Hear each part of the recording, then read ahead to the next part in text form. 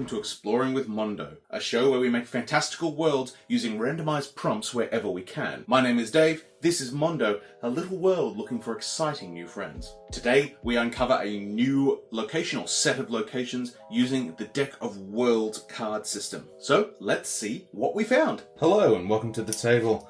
I'm just going to lay out these coins as our rerolls or redraws, so we can use them to redraw if something from here really doesn't fit our vibe or liking. We're using the Deck of Worlds today. I will tell you that I've shuffled in a few more expansions since we last used this, just because I believe there are expansions that can be used more in natural circulation, which might mean we come across some science fiction or some horror-coded elements in here that weren't in here before. But with our redraws, I'm sure we can keep things on the down low. First, a region. Cliffs or a scree. They're both pretty similar. I'm going to go with cliffs because they're slightly more evocative, and so that I can avoid looking up what a scree is. It's landmark time. Now remember that we will eventually draw 2 landmarks for this area, with potentially more if we feel like it deserves more love. Okay, so the first draw. Okay, an apiary, which is a bee farm, or a lake. The apiary appears too small, and these are very notable locations, things that could probably appear on maps. Given that we're heading more towards mapping, I'm going to suggest we take the lake here from these two. Put that out to the side. Okay, so there's a lake here.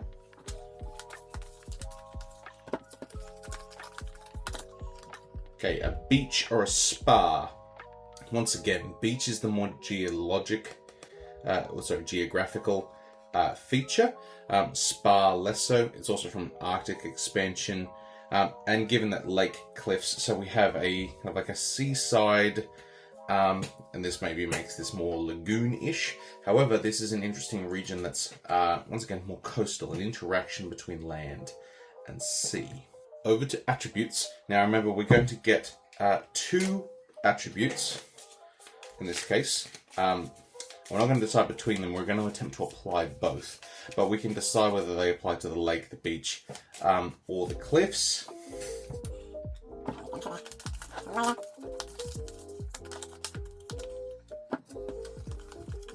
Home to a master of a tool or weapon. Anchor.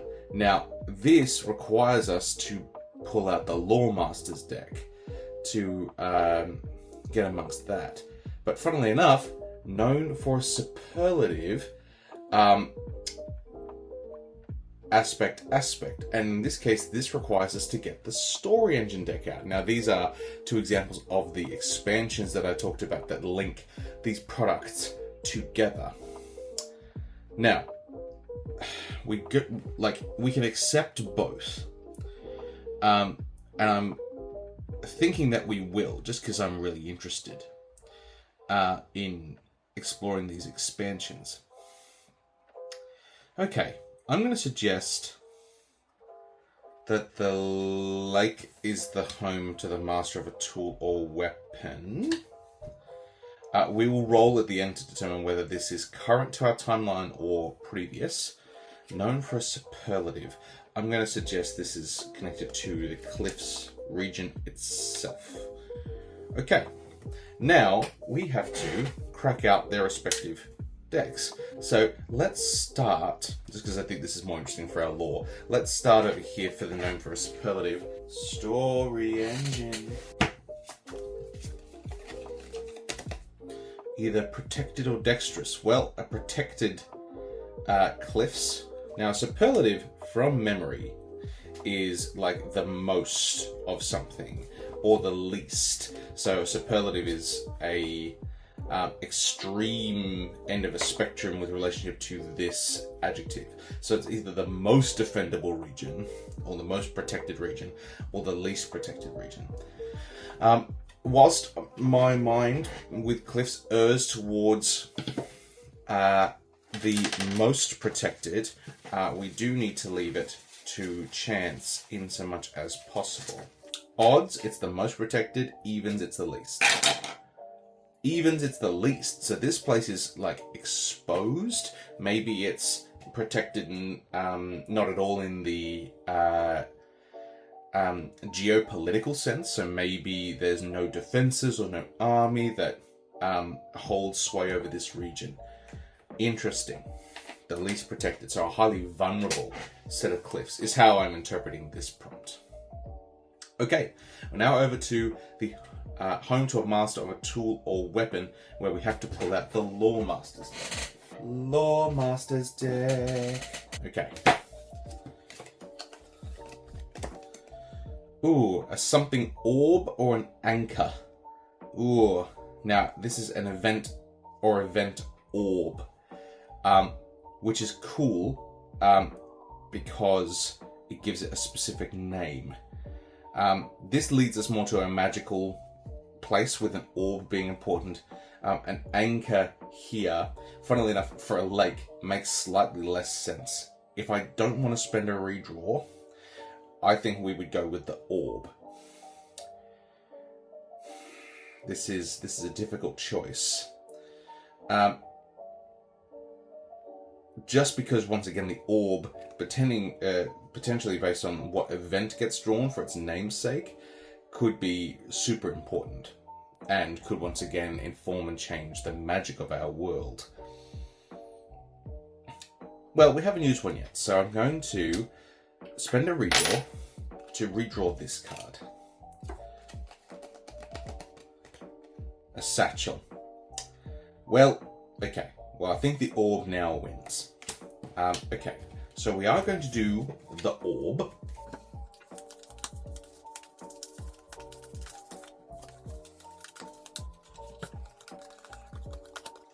An Exodus orb, or this kind of explosion symbol.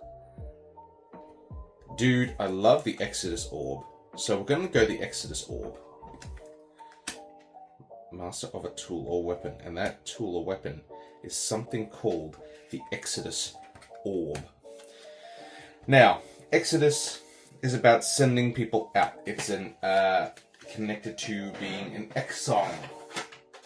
Funnily enough, it could relate to the night horrors if they are exiles from their homes, or potentially people who became exiles for one of the events in our timeline, which could be any number of things in our timeline now. It doesn't have to be the calamity.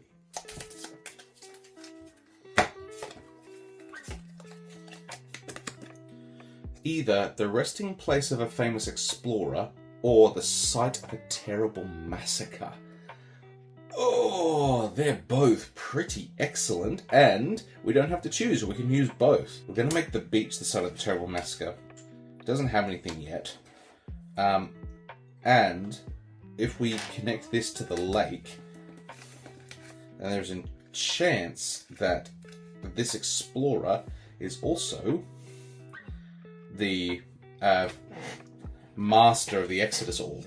Whether they found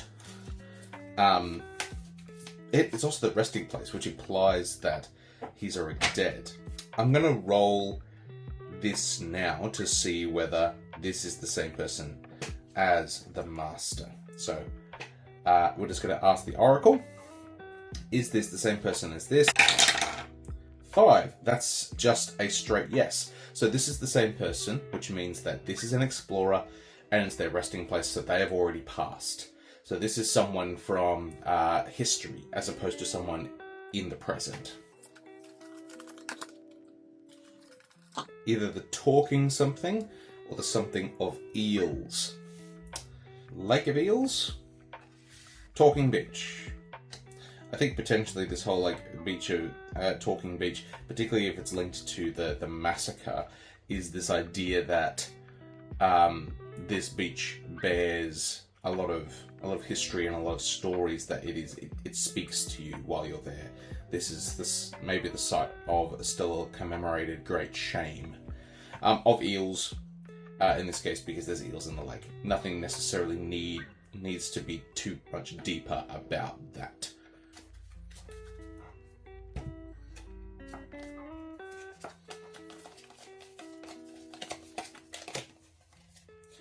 Okay, either researchers are setting up an experiment without explanation, and then we'll roll whether it's a social, medical, or ecological experiment, or the winter food supply has started spoiling due to fungus, insects, or sabotage.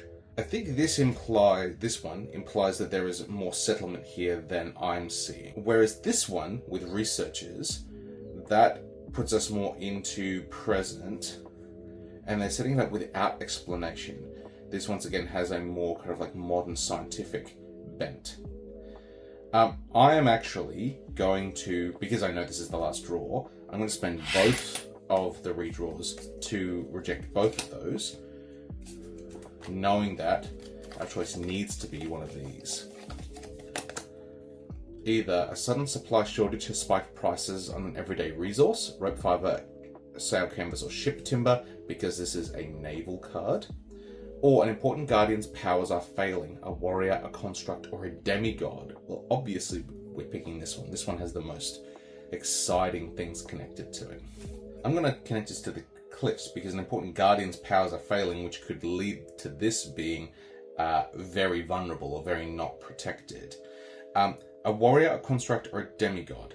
In the case of our setting, if we roll warrior, I will multiply that. So in this case, a warring faction or an army's powers are failing. So 1 is warrior, or in this case warriors. 2 is construct. 3 is demigod.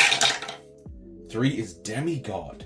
Interesting. Okay, so we have someone or something that is either legitimately or believed to be a demigod that once protected this place, but that is failing.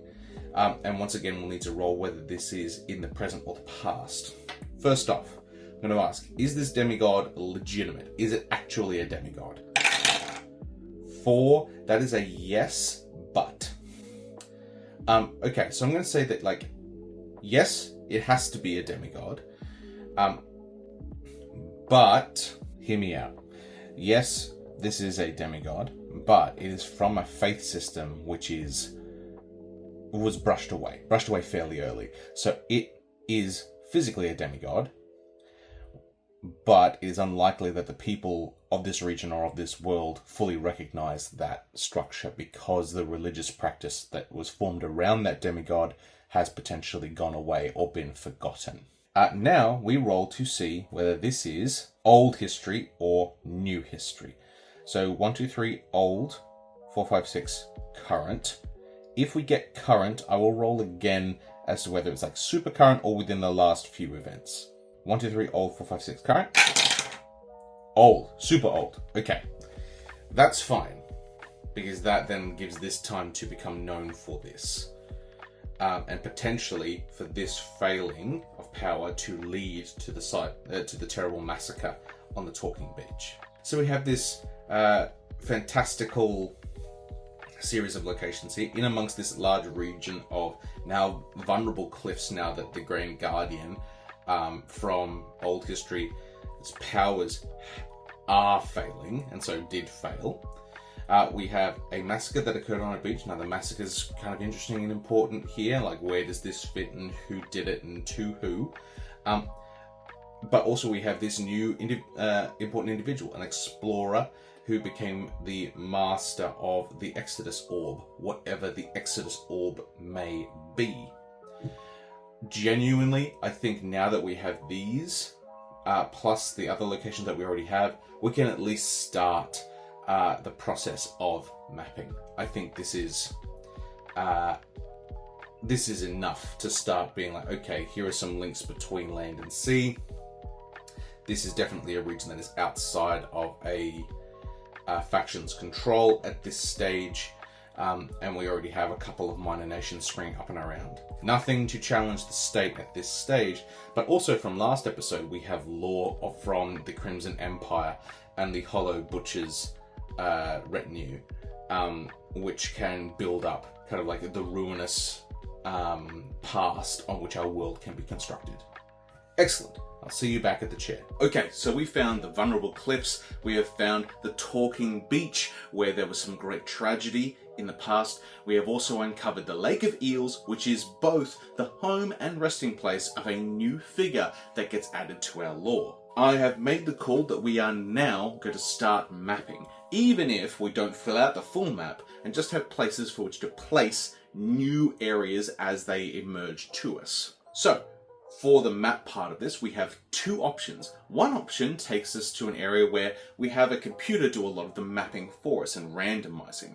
The other takes us to a slightly different vein, where we focus on an explorer character and we follow their journey through the world and kind of discover as they discover. So, on the D2, remembering that we go top to bottom, left to right, we rolled this.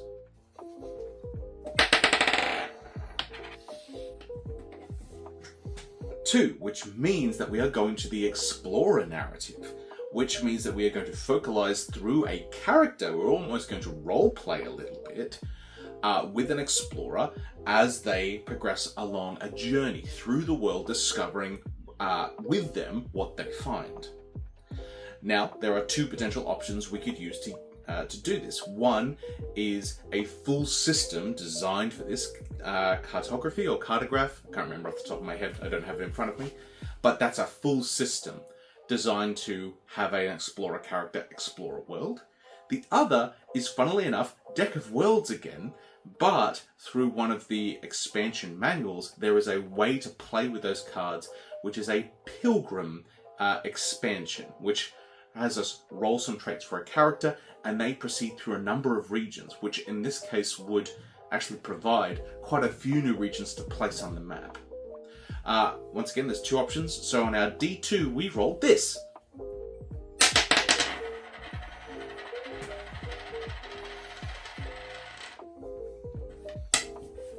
A 2 again. So we aren't veering too far away from our Deck of Worlds roots. Next time on Exploring with Mondo, we will be creating an explorer character and sending them on a little journey. From my understanding, there is a chance that creates a lot of new places, but doesn't necessarily help us fully with creating a map. It may allow us to understand the relationships between places that we already have, but it may not give us a super kind of granular, visualized map with landforms, etc. To proceed with. If that's the case, and if we want that style of map, if that desire arises within me or within the comments, at the end of that video, we'll make the call that we will go back and we will use the digital mapping tools, which is the first option of the first roll we made, to place the Pilgrim's Journey into context. There's also a chance that the Pilgrim's Journey will take multiple videos to complete, so we may have multiple stages to this particular individual going across the world and mapping what they find. But we will discover that together next time on Exploring with Mondo.